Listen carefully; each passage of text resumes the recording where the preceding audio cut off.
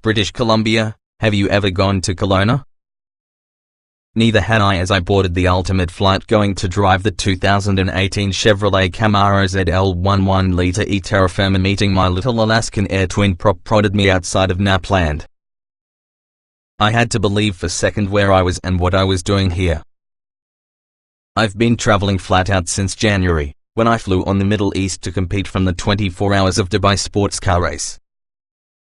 Since then, among other responsibilities, I've gone to Germany a couple of times to run on the Nürburgring, and from now on here I am, 170,000 miles later, inside the Pacific Northwest to get a test with the latest Camaro track special. As I eyed the one for the very first time, its ultra-aggressive stance helped me think from the long-standing Mustang Camaro rivalry, with fanatical fans on both sides. There nothing beats political or religious fanatics, obviously, they're much more civilized.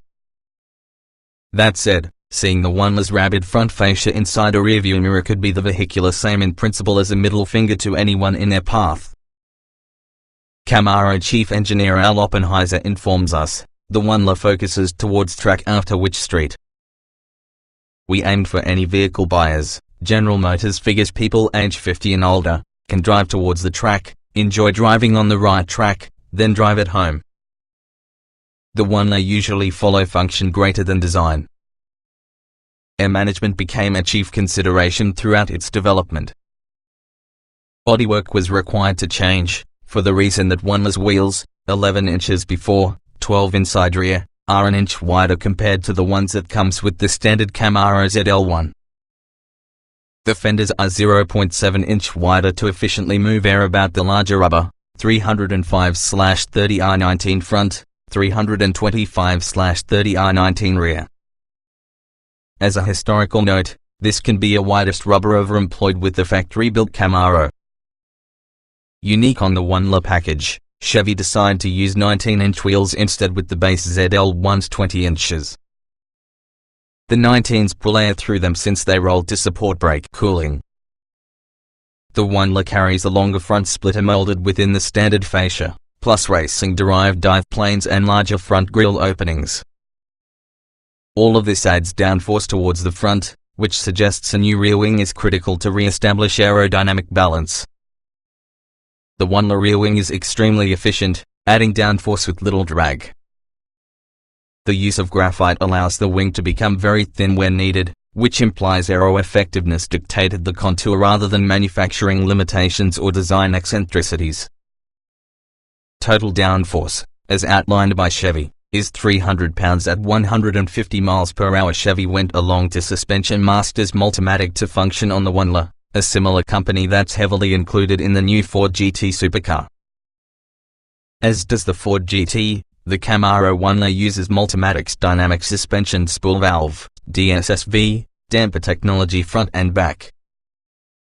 DSSV technology has been employed in Formula One and also other professional racing series and is also, needless to say, expensive. The main tech difference in a very DSSV damper than the typical U are the use of exquisitely engineered pistons, with portholes instead on the deflective discs, or shims, traditionally found inside.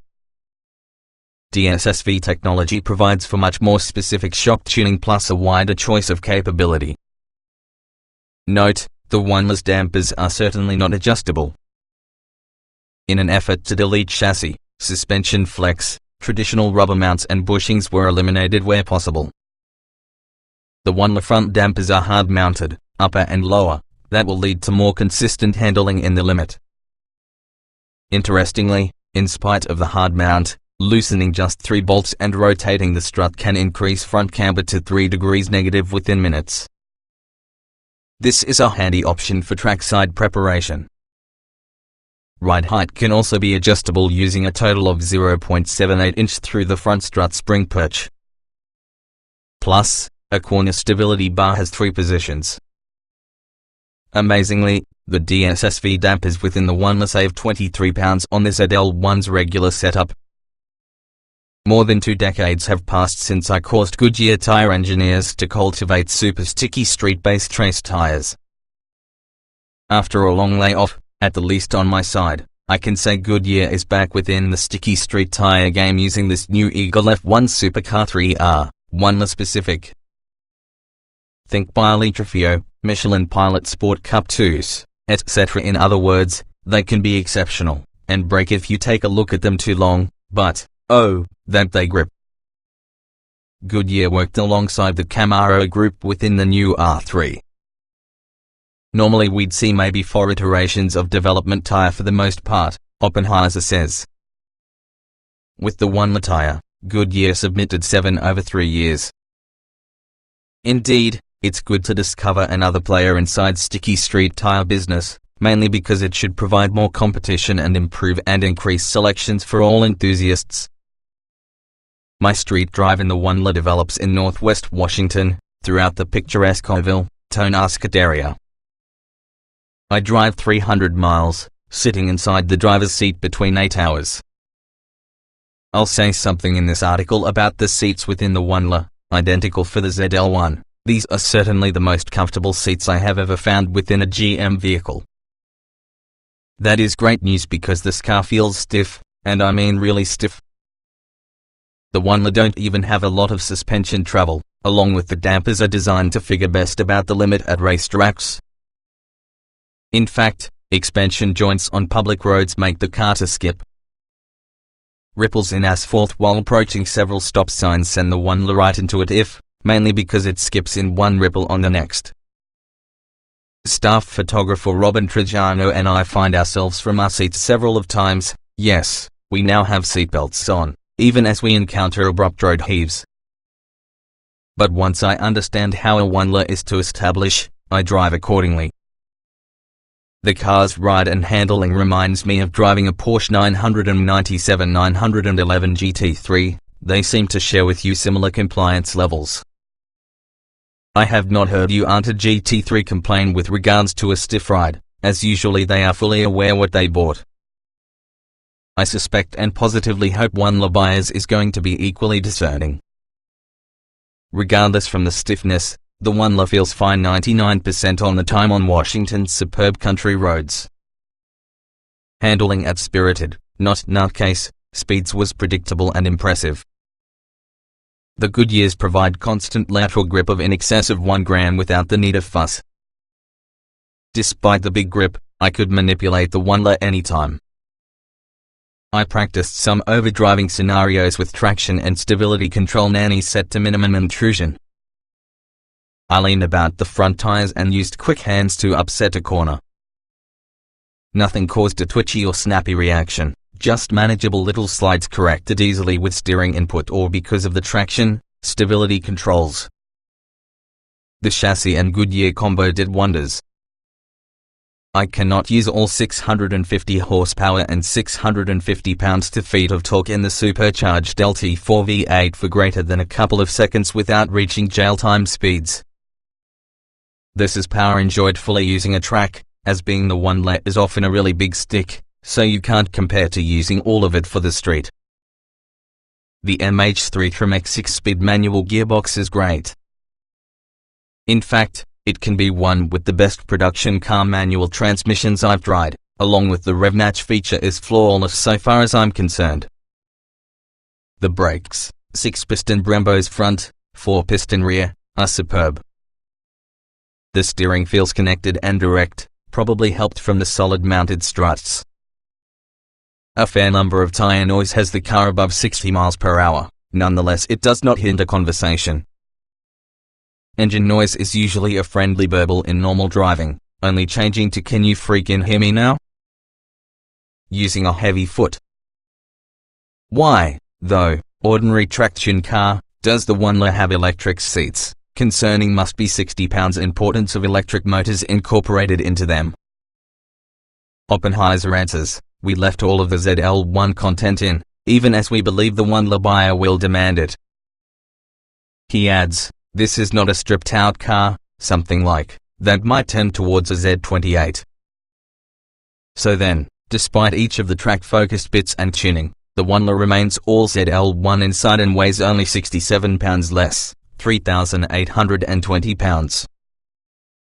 The basic Camaro controls are super easy to use, and I had no problem achieving a perfect driving position. I managed 15.3 miles per gallon during our 300-mile day, including a minimum of an hour of engine idle time. As far as racetracks go, we headed to Area 27, a 6-month-old facility just over and above Kelowna. The 3-mile track has 16 turns and principal purpose is by Canadian F1 champion Jacques Villeneuve. I can confirm he wouldn't design it to get boring.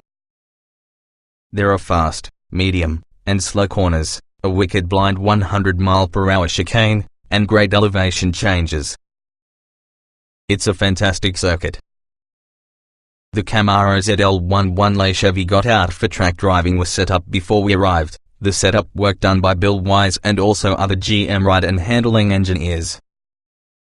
As mentioned, front camber, ride height, and a corner stability bar are typically easily adjustable.